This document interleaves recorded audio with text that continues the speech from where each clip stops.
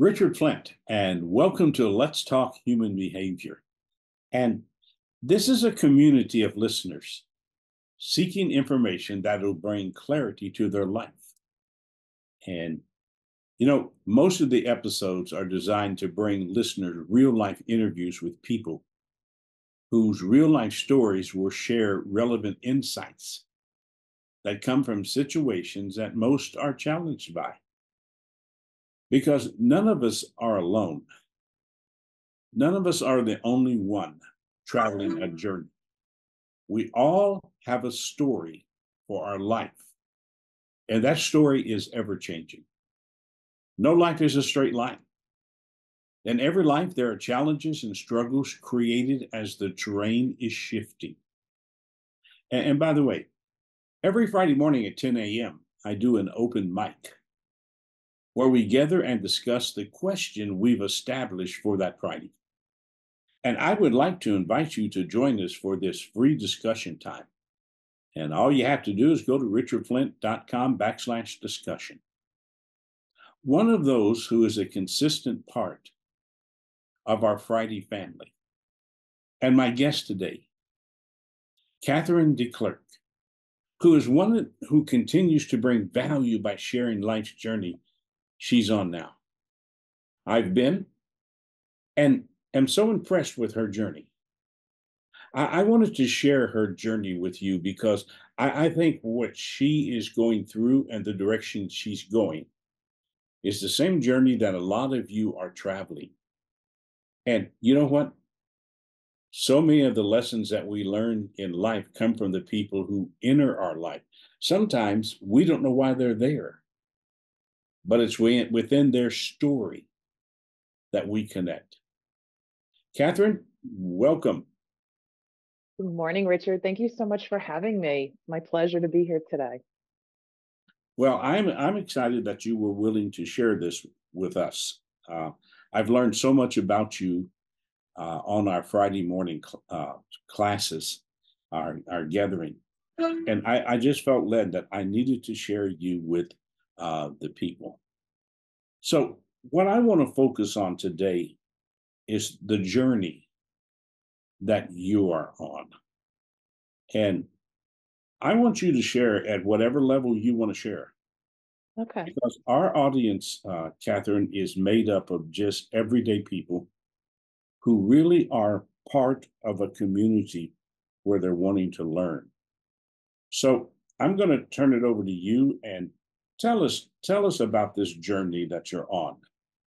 Okay. Well, I guess a little bit of background about me first is I live in the Hudson Valley in New York, and I am a real estate associate broker.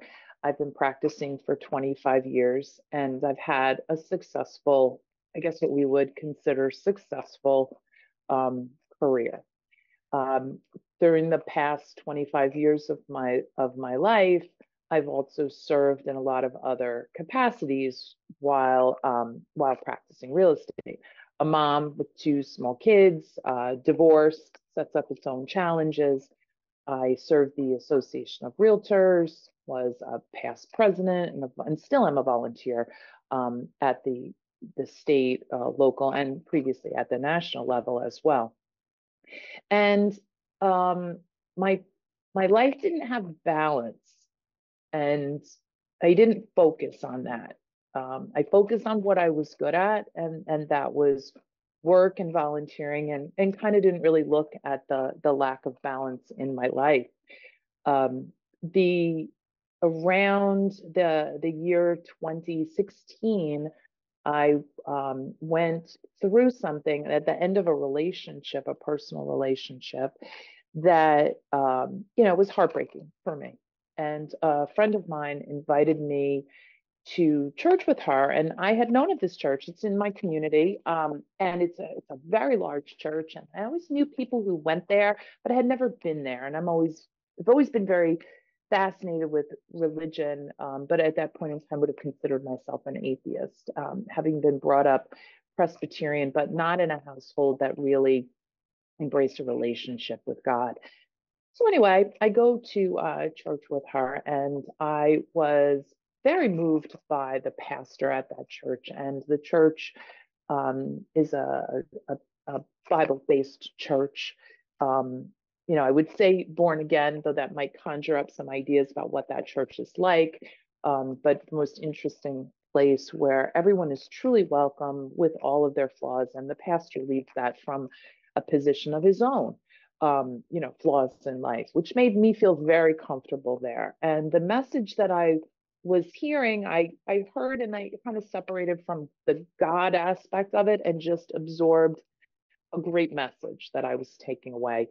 Always looking for personal growth and learning. So I participated like peripherally, I actually felt like a hypocrite and made an appointment with the pastor because I felt like I'm coming every week, but I'm not believing. And we had a nice conversation, and this continued for a little bit until an actual moment of salvation. And I was going through a health scare.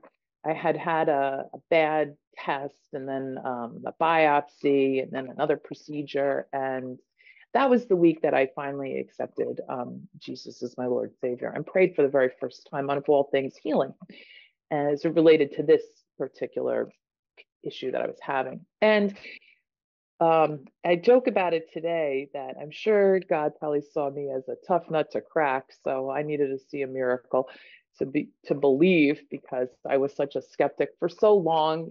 At this point, I'm probably 51 at this time. And when my results all came back, the doctor called me and said that when they removed what they removed, that there were no suspicious cells. And I'm like, how's that possible? How's that possible? Like, we did tests, we did biopsies. He said, yeah, I thought that was kind of odd. So I went back to pathology and asked him to test it again. And I don't know. He said, is it possible that I took everything when I did the biopsy? Kind of possible. It's a fact, I would say it's more like divine intervention. And I was like, yes, it absolutely is divine intervention. There's no explanation for this other than that. And that day, made me a believer. My ex-husband was going through stage 4 lymphoma, and we went and prayed with him as well. And I truly believe that my healing was a result of that. So I was sold but not made active, is the way I would describe it. So I was passively involved. I did get baptized that year, and um, then, a few years go by, then we have this pandemic. And, my lack of relationships in my life made that time almost easier. And it made it easier to have no relationships because I didn't have to go anywhere. I didn't have to have relationships. I didn't have to date. Nobody was expecting me to. So I kind of just coasted along through the pandemic, and became more, I would almost say isolated. I'm not isolated. I have a career that's very public facing, but emotionally isolated from people and that kind of level of relationship. And post pandemic, now I started thinking, yeah, what's my excuse now not to venture out and find love in my life? I don't have an excuse to avoid it. So this was, weighing on me at that time. I would do my my planner with the circles, and you'd put down, what's your level of like relationships with your family or personal relationships or your business relationship. Anyway, my personal relationships was 0. Like, that part of the little pie chart completely empty. The 4 rooms of the house that you would talk about. Like, I had a big old empty room. And I don't, there was something that happened that, jarred me into saying, I need to address this. I had a feeling that the lack of balance in my life most likely affected other things in my life, that I wasn't necessarily putting those pieces together. I wasn't truly happy. And it's, at that time, it's easy for me to focus on work and be successful at work and not look in that direction. So I didn't have to focus on what's missing there.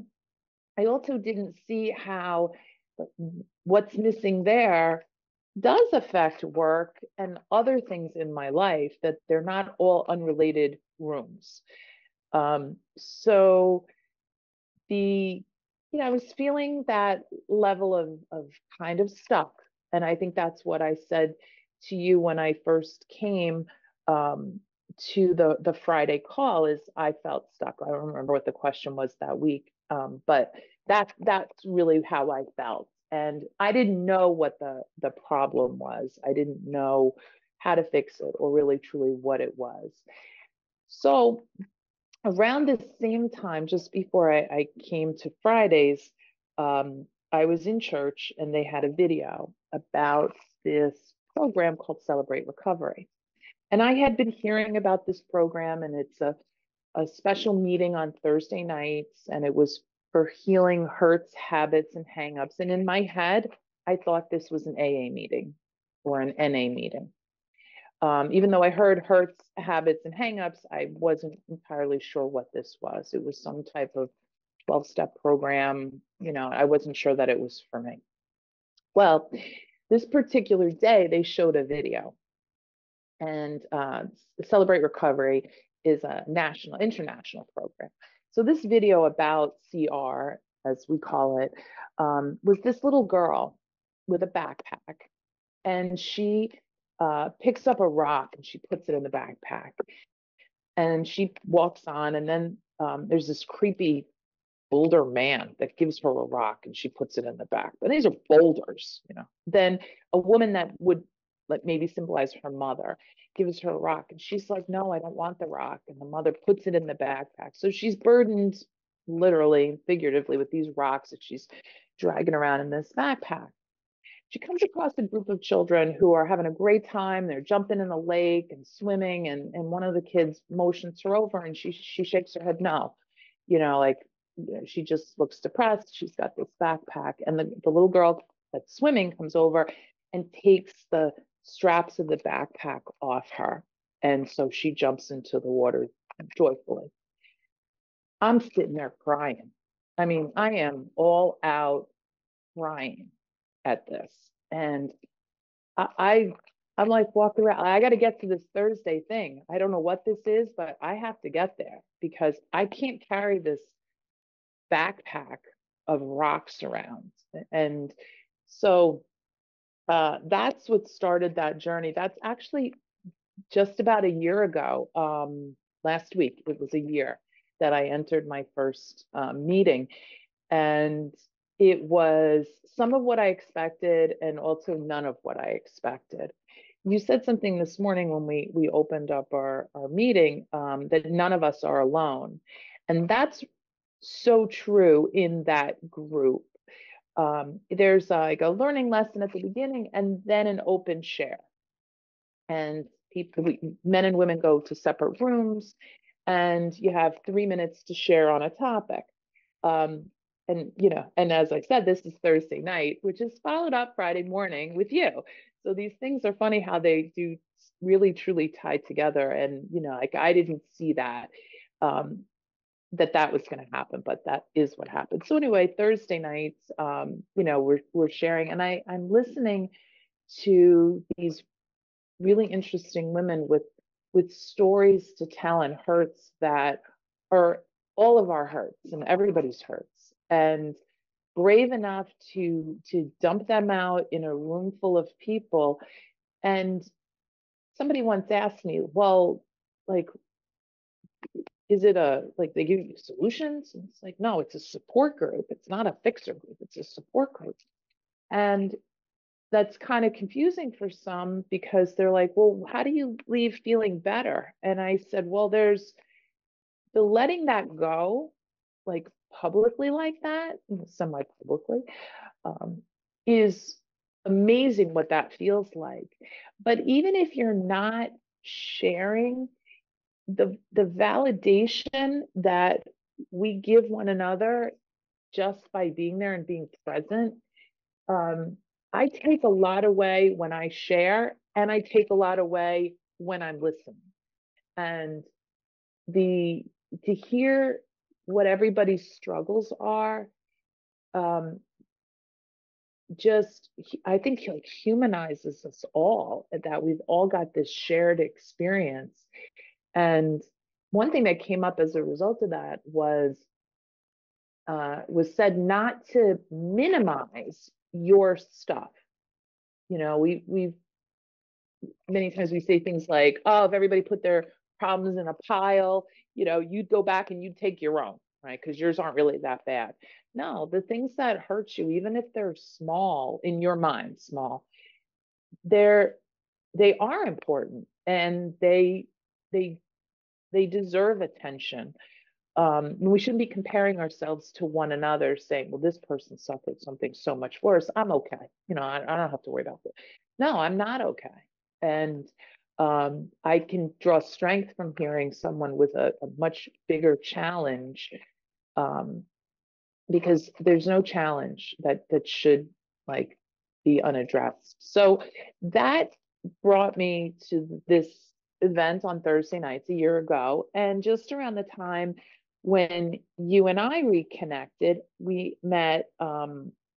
It was just about, it was 2012. I remember exactly when it was. It's December of 2012 at or 2013. So no, it was December, when I was a board president down at the Tri-State Realtor Convention.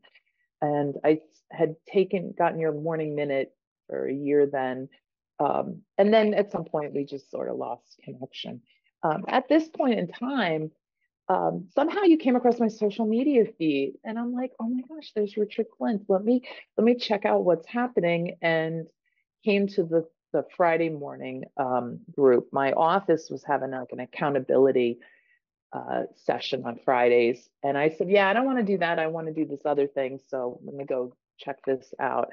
And it was a wonderful follow-up with real world applications to things. Like, for example, you know, I quote you all the time, and have for many, many years, with phrases like behavior never lies. And those are, like, just such profound truths.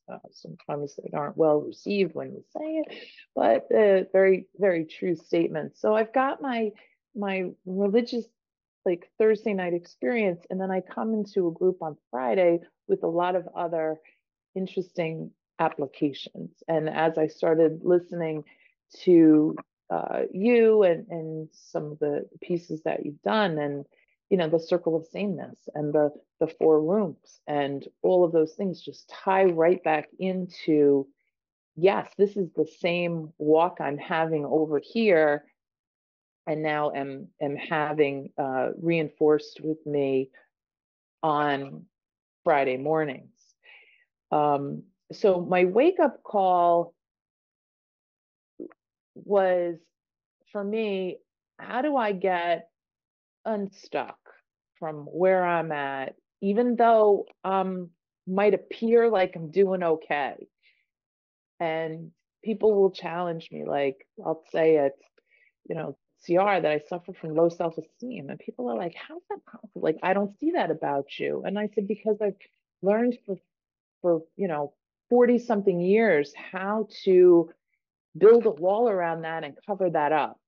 So I'm really very well defended, but it's exhausting. And if I can say it and take that shame away from it, then maybe it'll help somebody else who feels the same way.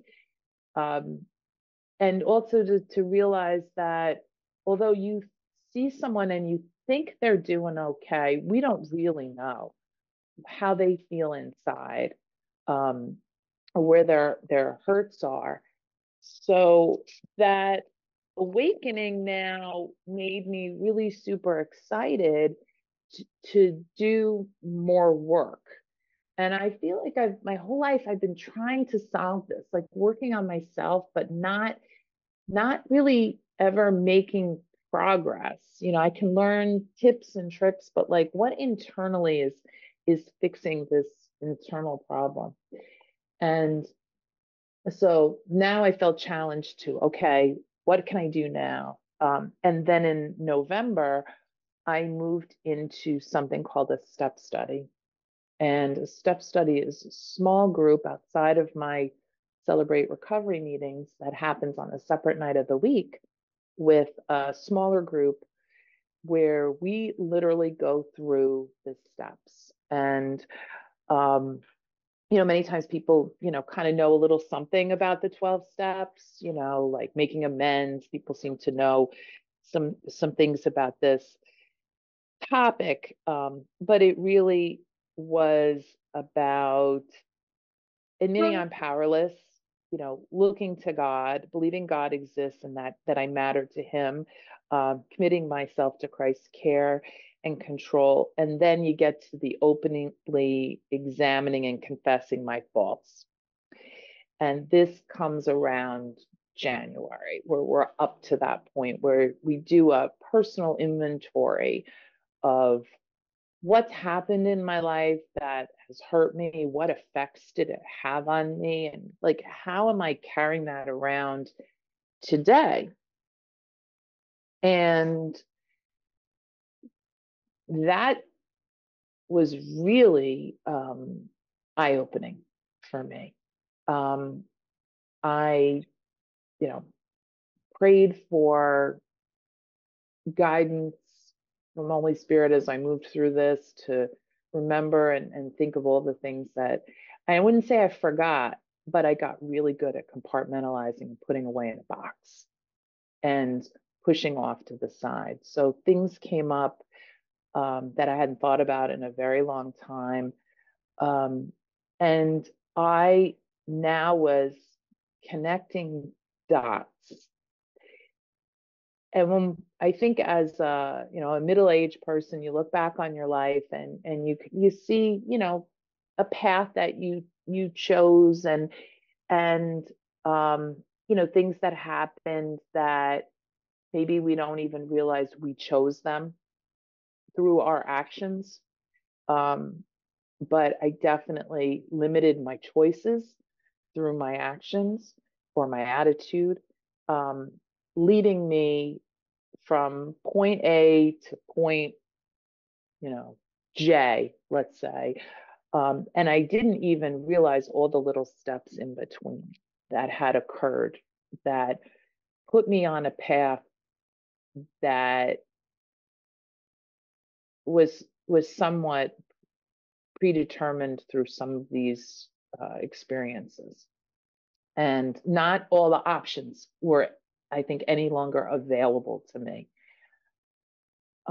until I get rid of those hurts. And I'm still in this, so I've got some more space to go. But I, through this, realized how I would focus on work or certain aspects of my life, as a way to compensate for the self-esteem that was missing in other areas of my life.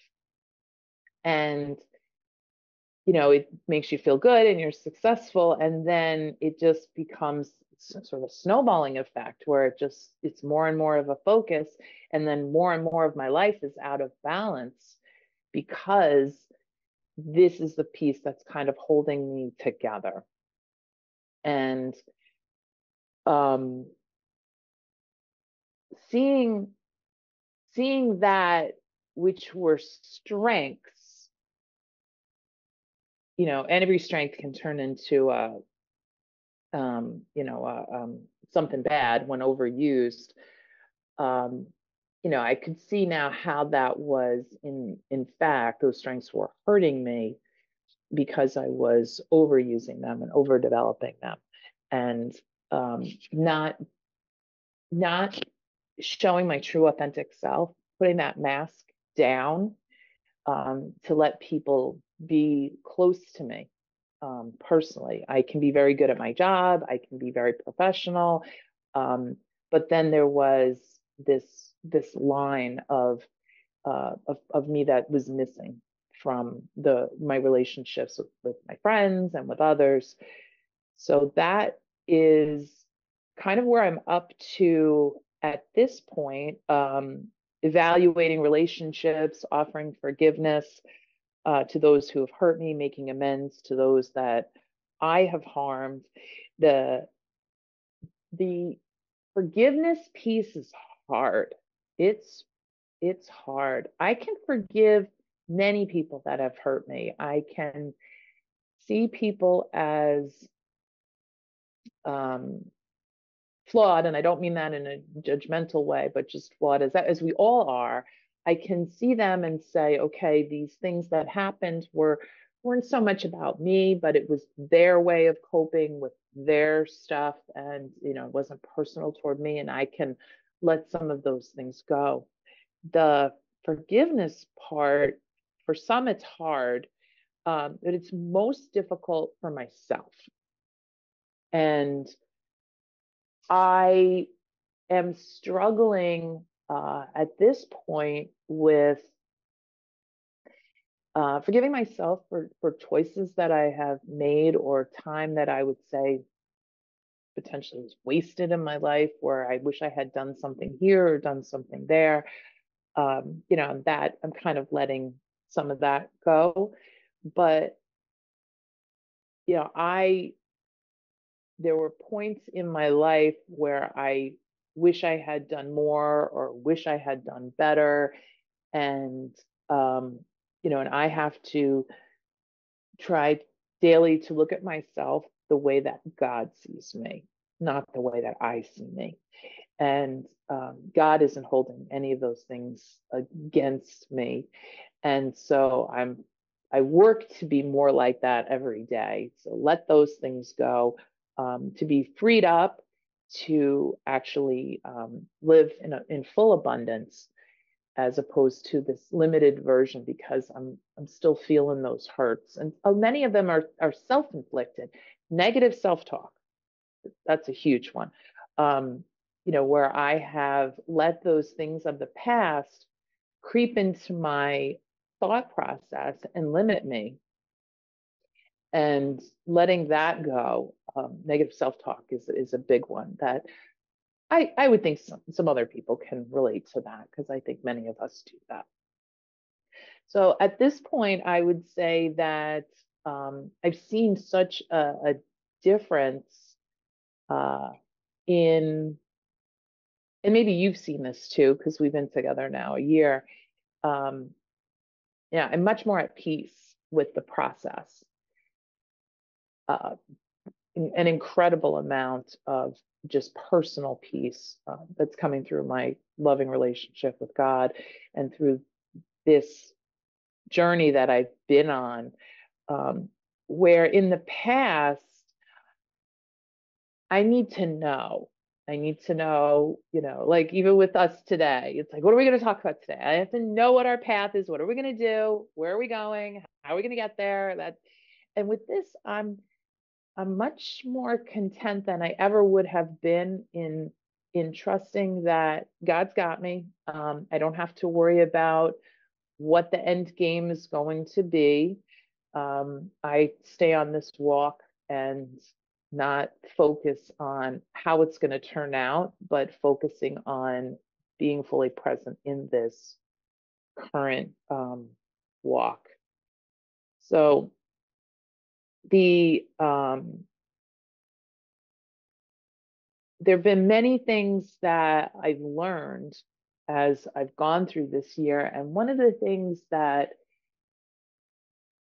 I want to share with you today is the value of support on that journey. And I don't always know where it's going to come from. And we've talked about this recently on Fridays, is that some people that are on the journey in the past don't have a place on my journey now. And when you're ready to learn, right, the teacher appears, is that it? And then people will arrive, and I'm not really sure why, but I'm trusting that there's something for me to learn, or there may be something for me to teach without my knowledge, while we go on whatever this season is of our collective lives as we walk some part of that journey together. And the Friday groups, as well as my Thursday and my step study, is that group of support is just so invaluable. And if there's anything I could share with people that I'd want them to take away is not to see whatever the problems are in your life or wherever you are as something to hide, to be ashamed of, because we all share in those similar struggles. And when we open up about them, it welcomes other people who maybe support we would be completely unaware of. And it may change the course and trajectory of my own life and the life of someone else. And that allowing that to happen gives such great support. And because I couldn't do this alone, I wasn't doing this alone. It wasn't working when I was doing it alone. And now that I have all these new partners with me, it's working. And the only way to get that is to be willing to say, here I am. These are my issues. Like, where are we going? Because we're going together. I'll help you, you help me. And that's the one piece that I hope others will get when I share, wherever I'm sharing, is that sharing will bring you others to help you on your journey, and will make you a blessing to someone else. So Katheryn, let me dig into some of the things you've said, because I said a lot. that's what we're here for. But let me dig into some of the things, because Sure. some of the things you've talked about, I know through my 30 plus years of working with human behavior, that other people experience the same thing. Like, for instance, being a divorced single mom with 2 children. Mhm. How challenging was that? Very challenging. There's a lot of guilt comes with that. I think that's a common thread that I hear or I see, especially as my children are grown. I can see it looking back. The choices that I made um, were out of, guilt that I had to work, or I couldn't be there for this, and the world isn't designed really for us. It's hard. You have kids who have events, and what I tried to do was partner with other moms in the same situation, because you got to go to work and the kid has to be picked up and brought to something. And when you're a single parent, it's not easy to manage all of that, and as well as be divided in all these different directions. And yeah, I was just commenting about just yesterday with the solar eclipse happening and then schools canceling after school activities as a result. It's like when you're the only one, having to pick your kid up on that particular day, and you have a job. It's not easy when you don't have someone else to fall back on. So you kind of get in that, like, it takes a village. But I would try to partner with other parents to do those things.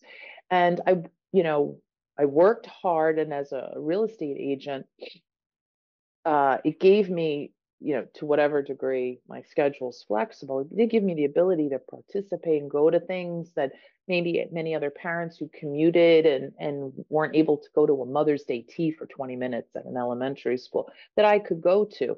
But when I was sitting on the bleachers when my kid was playing basketball, I was that mom that was always stuffing envelopes or putting stamps on postcards.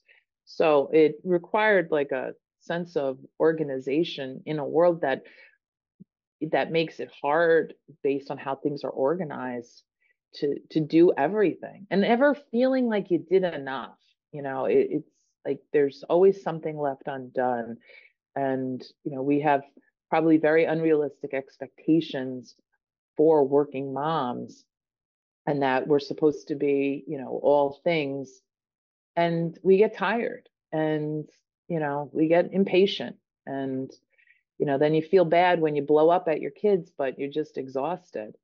So it's not easy. And I know I've talked to a lot of single moms over the years in the counseling room and in my mentoring program, and the guilt that I heard from so many of them was the concept: um, I can't be all things, but I'm doing the best that I can do. And yeah.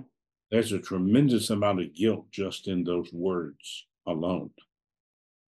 Uh, But and the other thing too, Richard, is that we end up putting ourselves in last place in those scenarios because we're trying to do everything else for everybody else. And you really can't take care of other people if we're not well, and we're not taking care of our health or getting enough rest or all of those things. But can often feel so guilty to say no to our kids when they're already having a hard time for the situation in life that had nothing to do with them. And many times sacrificing our own happiness, just trying to keep all the pieces together. yeah, and the thing that I learned in talking with so many of the single moms that I've talked to is that anytime in life you put yourself at the bottom of the list, the result of that is you living from your emotions up. Mm. And you're trying to the best of your ability to be everything that you need to be. And the result of that is more than just tiredness, it's fatigue. Sure. You never feel rested. Every time you look around, there's something else for you to do. And there are things maybe you want to do, but you put those on hold because of the space that you find yourself in. Yeah. Yeah, and physical exhaustion is just a setup for the emotions to be in control, because it's very hard to not be emotional when you're just tired and um drained and unbalanced in your life, not having time for yourself. Well, and that leads me to something you said in here, um, that I think is really important because I think it's true probably with over, and I'm going to say 95% of people today, is that they feel stuck. And like when you were feeling stuck, what did that mean? um for me, I would say there was a level of um, personal success, and it was limited.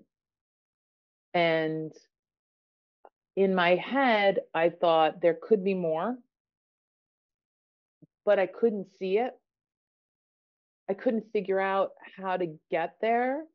I didn't see how other people could. Why couldn't I? I had this, empty rooms in my house, the parts of my life that were had voids in them. And I had been trying through my own efforts, through any effort toward personal growth or learning more or self-assessments or whatever, to try to figure out what those things were that I needed that could take me, say, to that next level, or to have whatever I was lacking. For me, stuck wasn't, it's not like I can't pay my bills. It was, I'm not happy, and this can't be what life was supposed to be for me. What can I do to fix this? And I didn't know. And I would try different things to get unstuck in that space. And there was a lot of circle of sameness, though it didn't feel like it. I was doing different, similar things, So they kind of look different, but really weren't different. It was the same things that I've always done, you know, with new twists on them, but it wasn't really anything different. And so they kind of masqueraded themselves as different, but they were similar, if that makes sense. Yeah, it's amazing, Katheryn, in life how we think we're doing something new, but we're just repackaging it. Yeah, exactly. And it keeps us in the circle of sameness. And the thing I've learned over the years in that circle of sameness, there's always the feeling of being stuck. You know, I want more.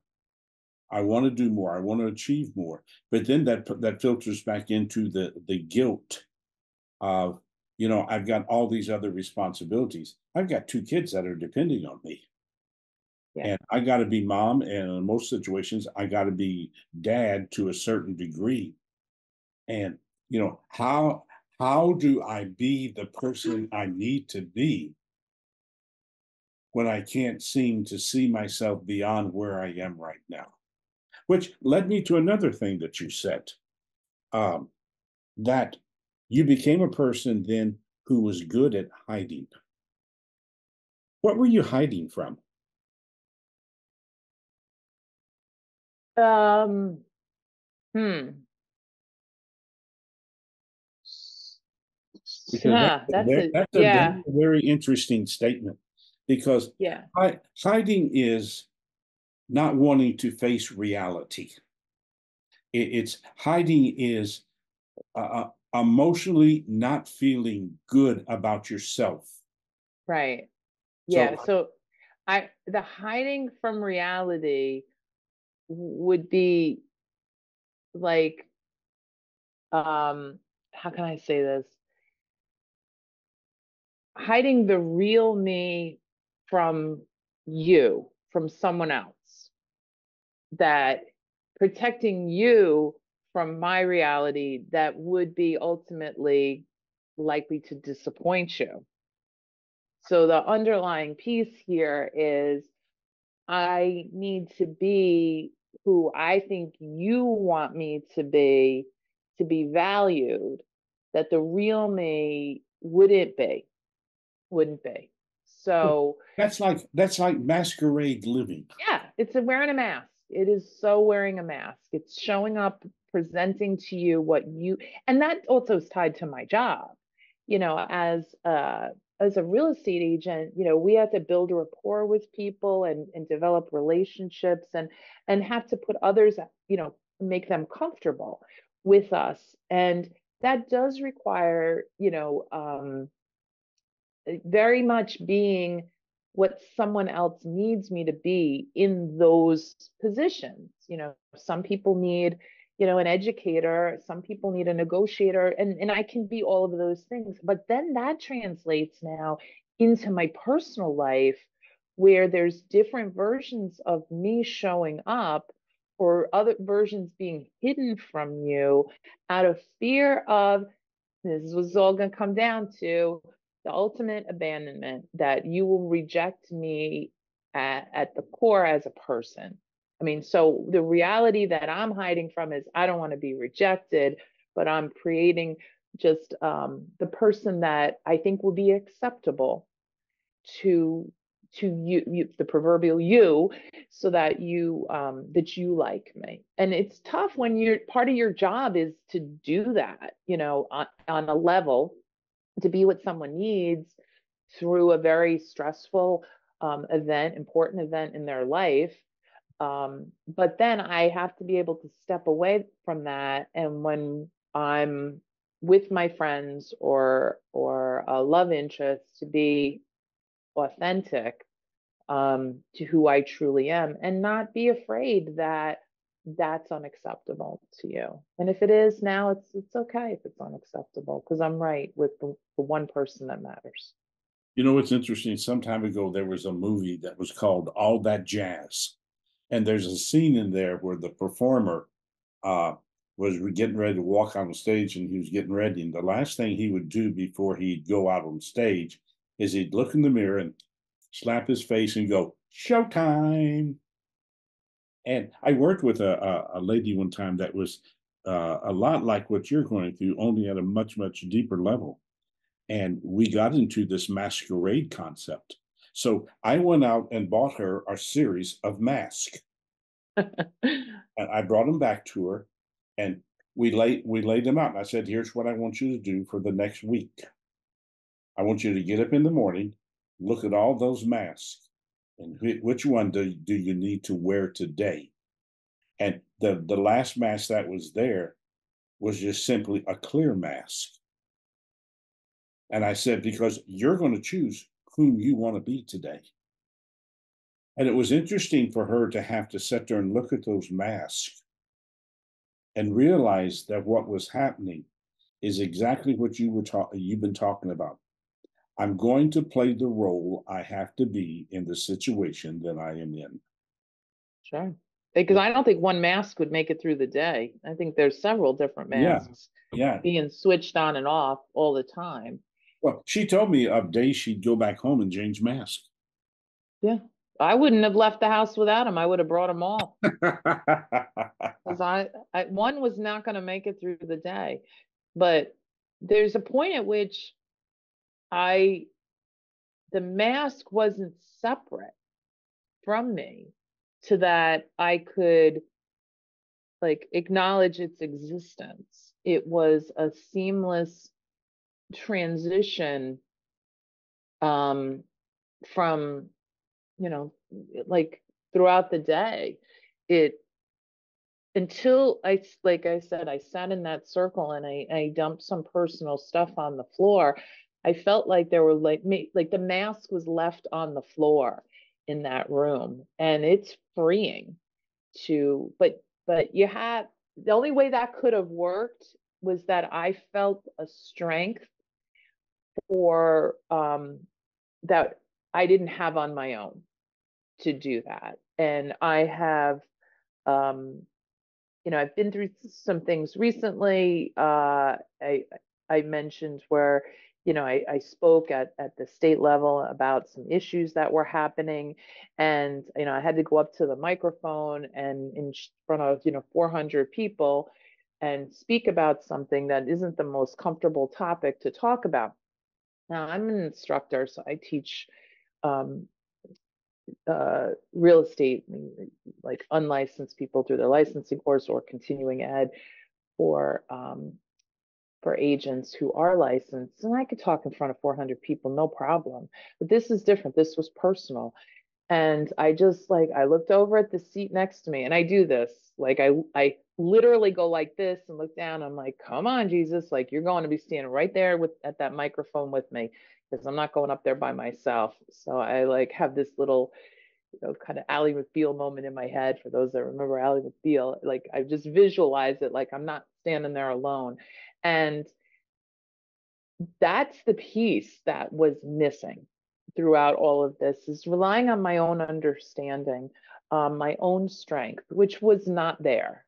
And, might I have had more strength in my life, or my own personal conviction? I might have had that if in the past certain things hadn't happened that, were a knock and another knock and another knock, that kind of eroded that. I didn't see it when it happened because I compensated for it and just kept moving forward. But now looking back at it, maybe if at this point this didn't happen, or it happened in another way, or I handled it in a different way, maybe I would have had a little more, like internal strength. But it doesn't matter now, because I have the greatest strength that exists walking right with me. One other concept you brought up, and we just have a few more minutes, but one of the concepts you brought up was forgiving yourself, which for most of us who are seeking to be real and authentic, the inability to forgive ourselves is a trap that constantly pulls us back to yesterday. Because pain is yesterday. It's not today. It's the transference of yesterday into today. And in the near future, one of our small group retreats we're going to do is on learning to forgive, because I think that is one of the biggest hostage takers.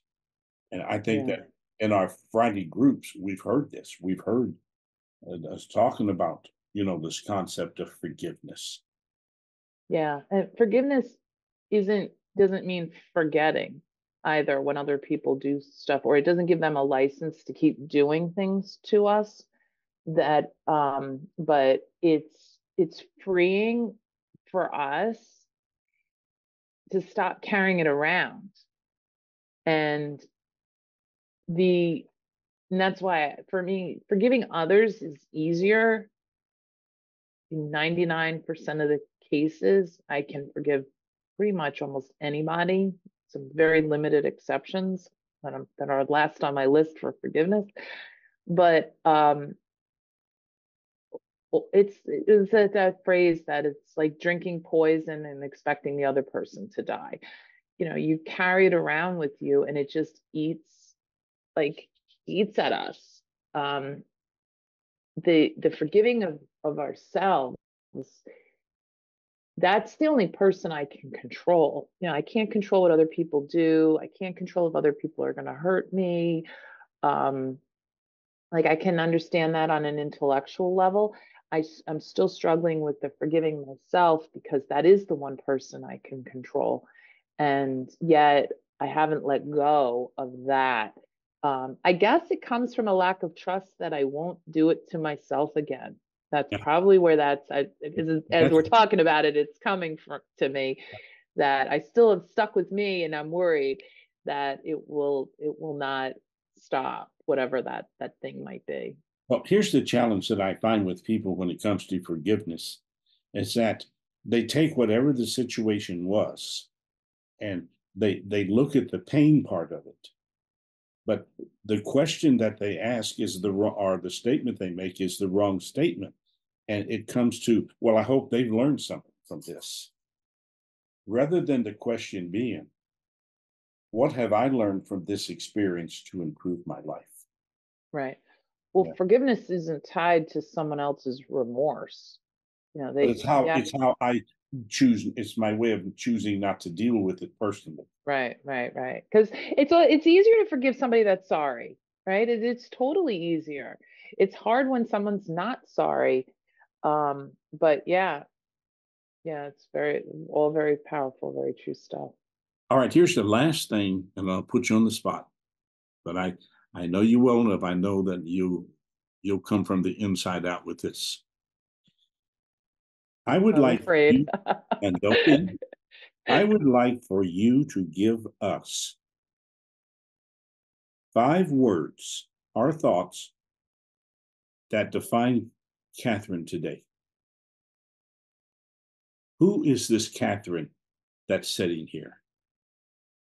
Wow.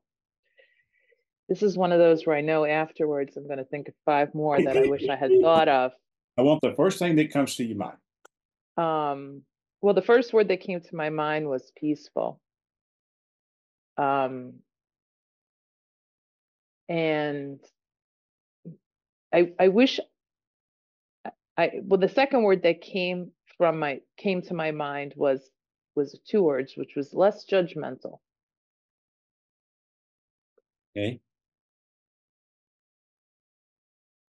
I'm pretty fearless. Okay.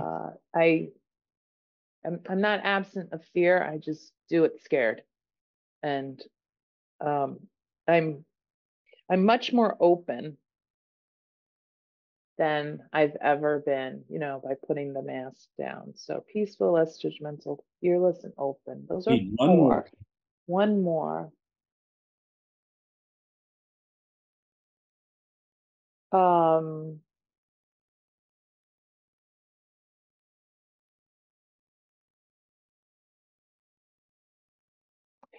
well, I'm just much more Christian. That would be.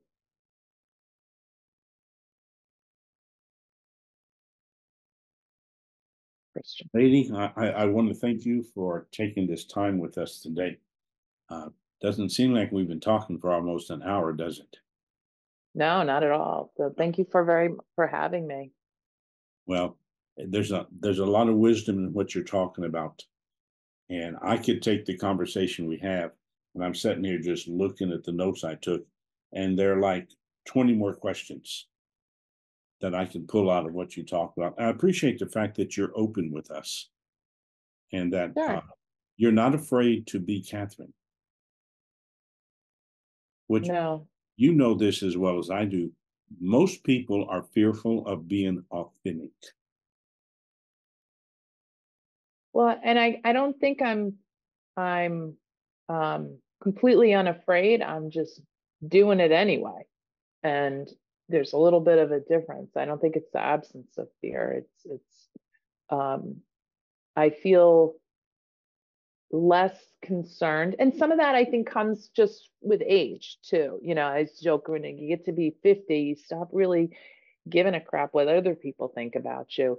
On some level, some of that's true, and some of it is not true, because I've made this person in these last 30 years of my life and my adulthood. I've made it be something presentable to you and that I've invested in, and now I'm not afraid to let you see that. But there is a piece behind there that if I don't show it, I feel like honestly I'm denying what God has created and the work that God's doing in me and through me. So not sharing that, I don't think would be part of God's plan. So are you at a place in your life where you don't have to wear the mask? Well, I I try not to. I'm much less wearing it. But what I find is I pick up a couple of masks throughout the day when I'm not really thinking, and they're not pretty. Oh no, they are pride and they're arrogance.